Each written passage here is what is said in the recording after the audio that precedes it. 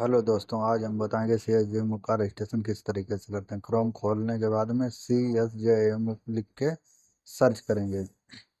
Search करने के बाद में जो फर्स्ट वेबसाइट ओपन होगी उस पर क्लिक करेंगे। उसके बाद में यूज लिंक सेक्शन पर क्लिक करेंगे। 2024-25 ओपन। फिर उसके बाद में लॉगिन एंड गेट योर सामर्थ पोर्टल पर क्लिक करेंगे। क्लिक करने के बाद में वेबसाइट पे आएंगे। इसमें इम्पोर्टेंट लिंक सेक्शन में जाके क्लिक हियर टू सामर्थ पोर्टल पर क्लिक करेंगे। पोर्टल करने के बाद में न्यू रजिस्ट्रेशन करेंगे। न्यू रजिस्ट्रेशन पर नाम डालेंगे अपना। रजिस्ट्रेशन पर नाम डालेंगे अपना। नाम डालने के बाद में डेट ऑफ बर्थ फिल करेंगे।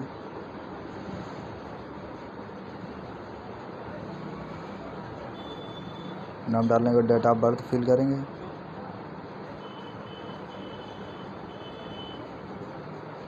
डेट ऑफ बर्थ फिल करने के बाद ईमेल आईडी डालेंगे।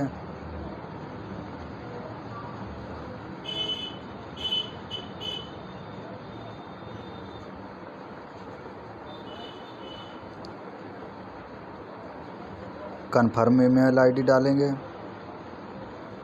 भाई ईमेल जो डाली थी उसी को दोबारा डालना है कन्फर्म करके, यानी किसी प्रकार की गलती ना हो मेल में। इसी पे OTP जाएगी।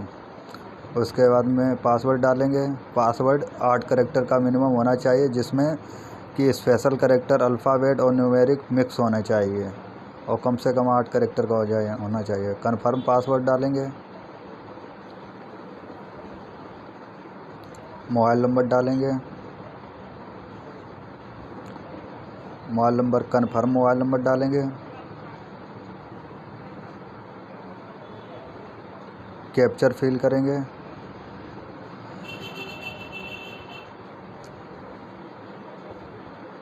कैप्चर फिल करके रजिस्टर्ड नाउ पे क्लिक करेंगे।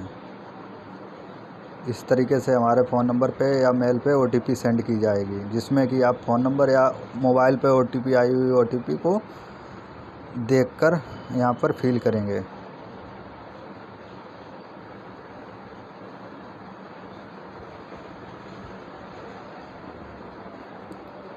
जैसा कि मेरे फ़ोन में इस समय OTP आ चुकी है, जो कि हम OTP फिल कर रहे हैं। कैप्चर को डालेंगे। कैप्चर को डालकर सबमिट OTP पर क्लिक करेंगे। इस तरीके से हमारा लॉगिन पर क्लिक करेंगे। लॉगिन पर क्लिक करने के बाद में जो यूज़र आईडी आई थी हमारी मैसेज में, उस यूज़र आईडी को फिल करेंगे। आईडी को फिल करने के बाद में पासवर्ड फिल करेंगे। पासवर्ड फिल करने के बाद में कैप्चर इंटर करेंगे और लॉगिन करेंगे।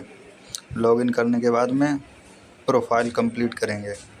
अगर मेल में चेंज करना है तो मेल चेंज कर सकते हैं, अन्यथा प्रोफाइल कंप्लीट करेंगे। मेल जेंडर सेलेक्ट करेंगे।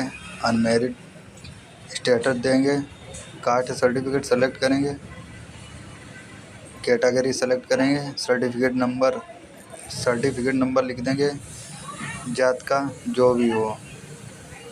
OBC SC ST इनकी जात लगती हैं, इनके सर्टिफिकेट नंबर यहाँ पर लिख देंगे। इशू डेट भी लिखेंगे। और जो जनरल कैटेगरी के हैं इनका किसी प्रकार का कोई सर्टिफिकेट नहीं लगता है। उसके बाद में अल्टरनेटिव ईमेल आईडी डालेंगे।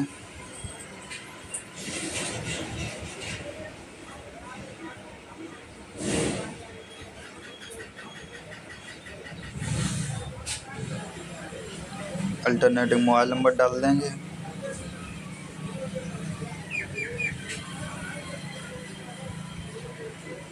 ब्लड ग्रुप को ऐसे ही छोड़ देंगे, कंपलसरी नहीं भरना है इसको। इंडियन सिटीजन यस करेंगे। रिलीजन हिंदू मुस्लिम सिख क्रिश्चियन अदर जो भी हो यहाँ से सेलेक्ट कर सकते हैं। जैसा मैं हिंदू सेलेक्ट कर रहा हूँ, यहाँ पर हिंदुइज्म लिख के आ रहा है। ठीक। आईडी प्रूफ में आप PAN card, passport, voter ID card, ration card, bank passbook, driving licence, other valid government with photograph ID select करेंगे। तो यहाँ पास मेरे पास आधार कार्ड है, तो हम अदर वैलिड गवर्नमेंट आईडी को सेलेक्ट करेंगे। यहाँ पर लिख देंगे आईडी नेम पे आधार कार्ड, और आधार कार्ड का नंबर यहाँ इंटर कर देंगे। हम यहाँ पर डेमो के तौर पे आधार नंबर इंटर कर रहे हैं। आप अपना आधार नंबर यहाँ इंटर करें।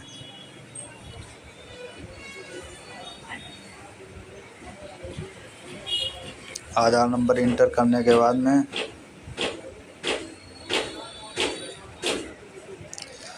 फैमिली डिटेल में आएंगे। फैमिली डिटेल में मदर नाम डालेंगे। यहाँ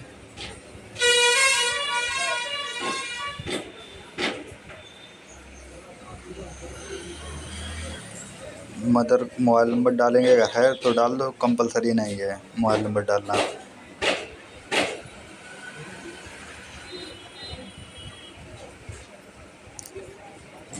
फिर उसके बाद में यहाँ पर हम फादर नेम डालेंगे।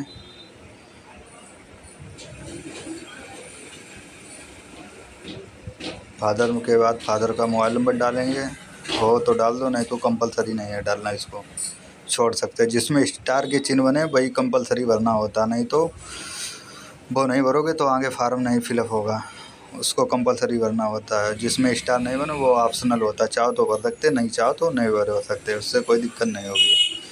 इमरजेंसी नंबर फिल कर देंगे। फैमिली इनकम सेलेक्ट करेंगे। अगर यहाँ पर आपकी इनकम 8 लाख के ऊपर है तो मोर देन 8 लाख, और नीचे है तो वो सेलेक्ट कर लेंगे, नहीं है इनमें से तो नॉट एप्लीकेबल लिख देंगे। अदर कैटेगरी कोटा, अगर आपके पास किसी कोटे में कोई छूट चाहते तो यहाँ पर सेलेक्ट कर सकते हैं। जैसे आप मान लो आर्मी पर्सन हो या सर्विसमैन हो या किसी प्रकार से छूट, आप सेंट्रल गवर्नमेंट में जॉब कर चुके हैं, फ्रीडम फाइटर यानी आज़ादी में सेना में भाग लिया हो तो उसमें हो तो छूट ले सकते हैं। यहाँ पर एड्रेस इंटर करेंगे ब्लेड डाल के। सेकंड में पोस्ट इंटर कर देंगे। दोनों कॉलमों में हम एड्रेस फिल करेंगे। उसके बाद कंट्री सेलेक्ट करेंगे, स्टेट सेलेक्ट करेंगे, डिस्ट्रिक्ट सेलेक्ट करेंगे।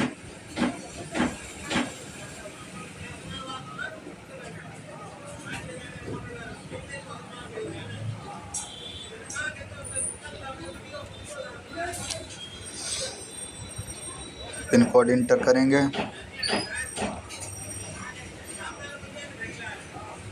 आपका अगर पता दोनों सेम ही है तो यस पर क्लिक करेंगे, नहीं तो अगर अलग अलग पता है तो वहाँ फिल करेंगे, नीचे सेव टू नेक्स्ट कर देंगे।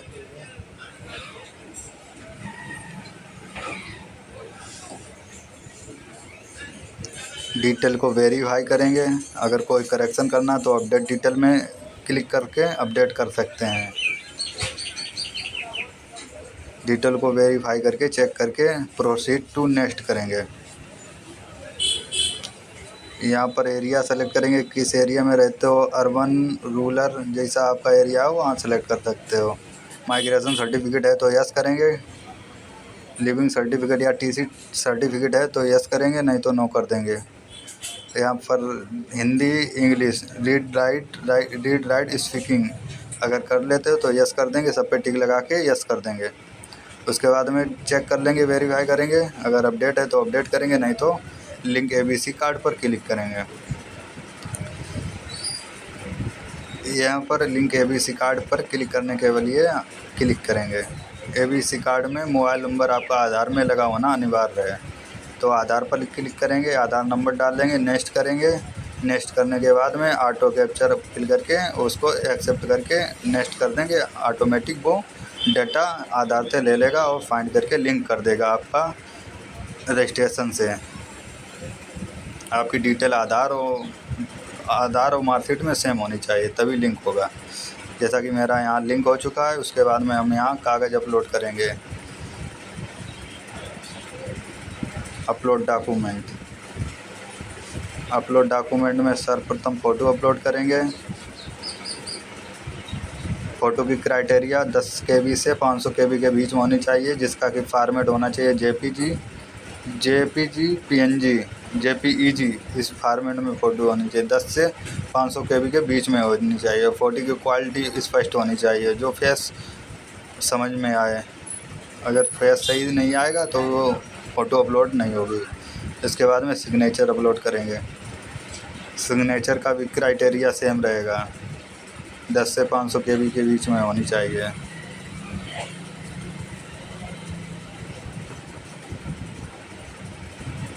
उसके बाद में कास्ट सर्टिफिकेट अपलोड करेंगे।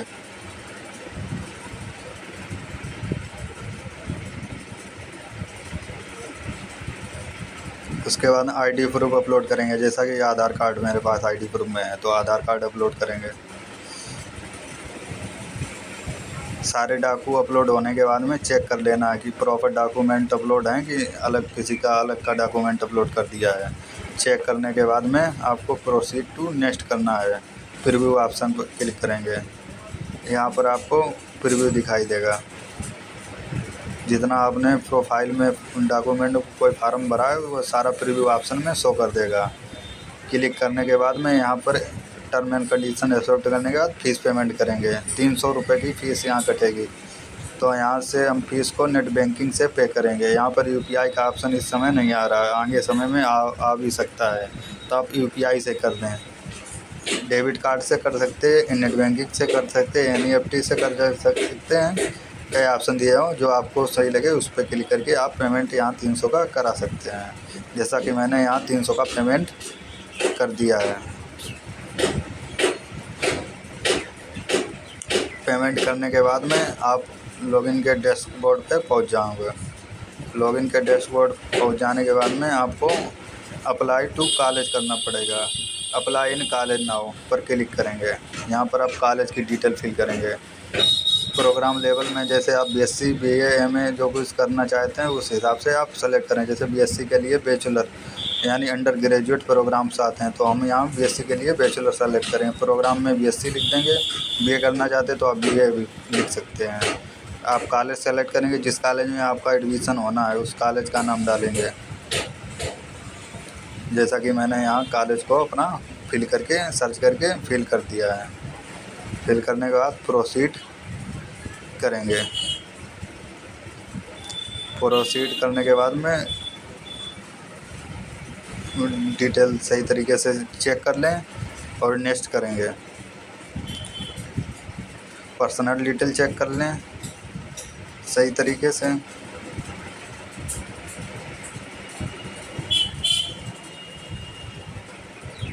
पर्सनल डिटेल चेक करने के बाद में आपको प्रोसीड टू नेक्स्ट स्टेप के लिए क्लिक करना पड़ेगा।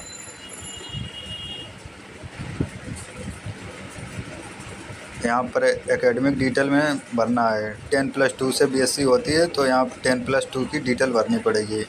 जैसे एग्ज़ाम ऑफ बोर्ड यानी बोर्ड या यूनिवर्सिटी का नाम। मेरा यूनिवर्सिटी उत्तर प्रदेश है, तो यहाँ यूनिवर्सिटी उत्तर प्रदेश भर रहे। आपका जो यूनिवर्सिटी या बोर्ड हो वहाँ पर नाम सेलेक्ट करेंगे। पासिंग ईयर, आपने हाई स्कूल किस ईयर में पास किया है उसका ईयर डालेंगे।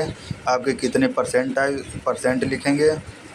डिवीज़न, जो आपकी डिवीज़न बनी हो वो यहाँ लिखेंगे।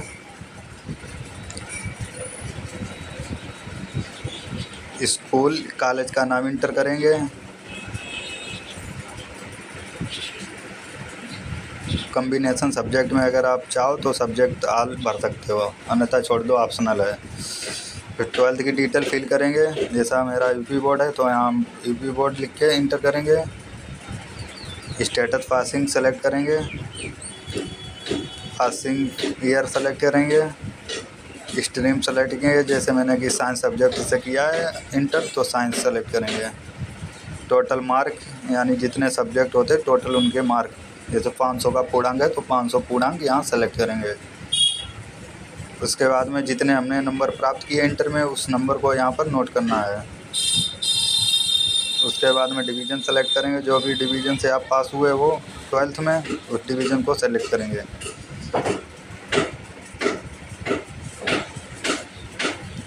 डिवीज़न सेलेक्ट करने के बाद में आपको रोल नंबर इंटर करना पड़ेगा 12th का। तो यहाँ पर हम रोल नंबर 12th का इंटर कर रहे हैं।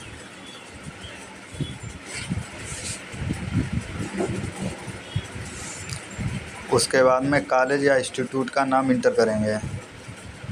तो मैंने यहाँ कॉलेज इंस्टीट्यूट का नाम इंटर किया। उसके बाद में क्लास 12th सब्जेक्ट कॉम्बिनेशन, यहाँ पर ऑल सब्जेक्ट फिल कर देंगे। Hindi, English, physics, chemistry, bio, जो आपके सब्जेक्ट हों वो फिल कर देंगे। उसके बाद में यहाँ पर आप सब्जेक्ट में सेलेक्ट करेंगे। जैसे यहाँ हिंदी नहीं आता तो हिंदी की जगह पे आप अदर करके हिंदी डाल के लिख सकते हैं। इंग्लिश भी नहीं आता तो इंग्लिश भी लिख के अदर डाल के इंग्लिश भी लिख सकते हैं मैनुअली। जो सब्जेक्ट नहीं आते वो अदर डाल के मैनुअली लिख सकते हैं।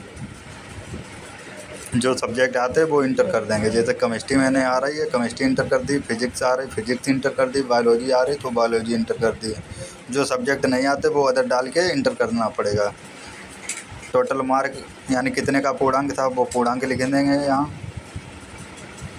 जितने नंबर प्राप्त किए, जैसे मैंने हिंदी में 100 में से 76 नंबर प्राप्त किए, इंग्लिश में 100 में से 70 नंबर प्राप्त किए, फिजिक्स में 100 में से 75 नंबर प्राप्त किए, केमिस्ट्री में 100 में से 60 नंबर प्राप्त किए और बायोलॉजी में 100 नंबर में से हमने 67 नंबर प्राप्त किए।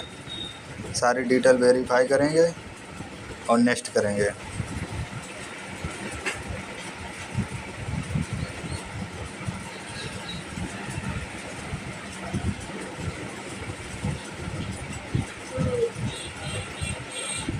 डिटेल चेक करते रहेंगे, कोई मिस्टेक हो तो उसको सुधार भी सकते हैं। नेक्स्ट करेंगे। डिटेल चेक करते रहें बारी बारी से। यहाँ पर 10th और 12th की डिटेल बढ़िया तरीके से चेक कर लें। किसी समस्या हो तो उसको अपडेट कर सकते हैं यहाँ पर। अगर आपने अभी अपडेट नहीं किया तो फिर करेक्शन नहीं होगा, इसका ध्यान रखें। किसी प्रकार की कोई भी मिस्टेक नहीं होनी चाहिए फार्म में।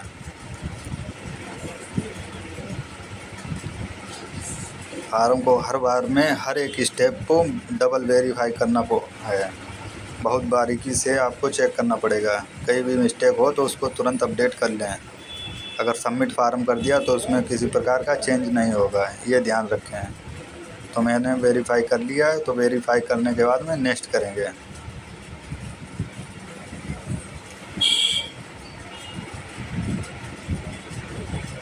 नेक्स्ट करने के बाद में ये जो डिटेल आती है वेरीफाई करते जाएंगे। फ़ोटो आ गई, सिग्नेचर आ गए, कास्ट सर्टिफिकेट आ गए, आधार आ गए। अब 10th और 12th की मार्कशीट अपलोड करना पड़ेगा, तो हम मार्कशीट यहाँ अपलोड करेंगे। मार्कशीट को अपलोड करने के लिए यहाँ पर क्राइटेरिया दिया, वो क्राइटेरिया के अंदर मार्कशीट हों। सो हम इस समय रिसाइज कर लेंगे मार्कशीट को। मार्कशीट का साइज़ 500 KB के अंदर ही होने चाहिए। बार नंबर तो JPG फॉर्मेट में होना चाहिए और 500 KB के अंदर होना चाहिए। 10 KB से 500 KB के बीच में होना चाहिए। तो मैं यहाँ सेट कर लिए रह रहा हूँ 500 KB के बीच में इसको।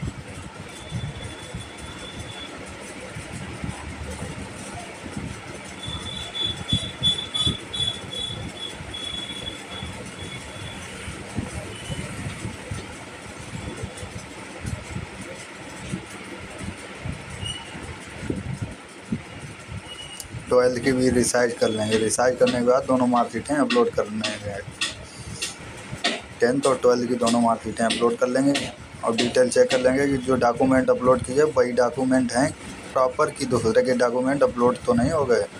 ये ध्यान से चेक करना है और हर एक डॉक्यूमेंट पे नेम मेंशन करना अनिवार्य है, जिससे कि पता चल जाए कि यहाँ डॉक्यूमेंट उसी व्यक्ति का है जिसके आप फार्म भर रहे हैं, नहीं तो गलत हो जाएगा।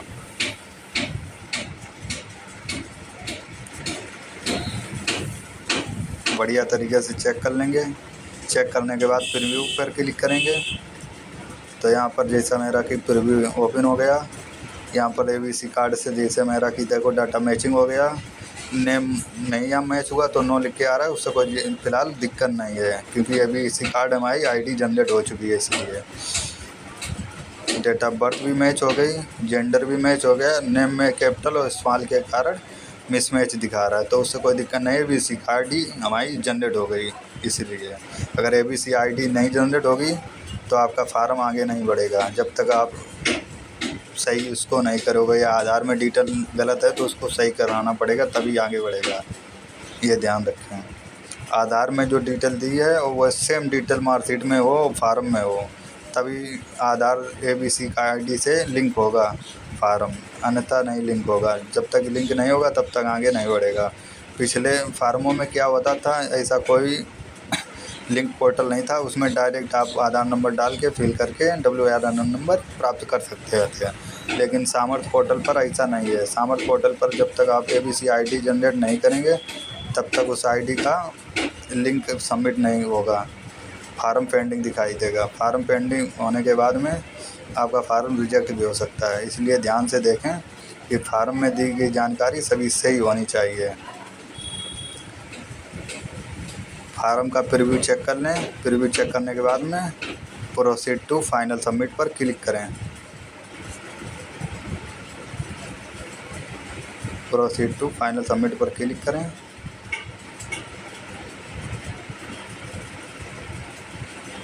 और दिए गए वेरिफिकेशन डिटेल पर क्लिक करें। जो टर्म एंड कंडीशन है वही चेक कर लें और सब पे आल पे क्लिक करके लाइट का चिन्ह टिक लगा दें। अनिवार्य रूप से सभी पर टिक लगाना अनिवार्य है। अगर आप टिक नहीं लगाते तो फार्म सबमिट नहीं होगा फाइनल।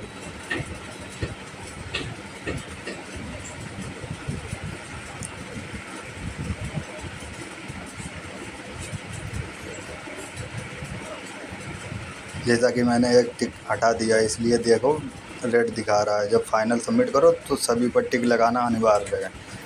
इस तरीके से मेरा फार्म कंप्लीट हो गया और रिसिप्ट पर फार्म पर क्लिक करेंगे तो हमारे फार्म की रिसिप्ट जनरेट हो गई। यहाँ पर देखो PDF फाइल को डाउनलोड हो गई और इसको हम प्रिंट कर सकते हैं।